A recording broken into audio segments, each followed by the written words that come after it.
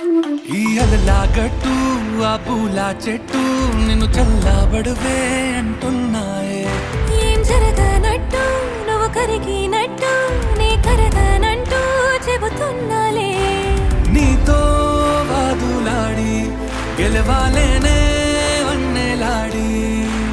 సరసాలు చాలండి ఓ శ్రీవారు, ఆఖరికి నెక్కేది మీ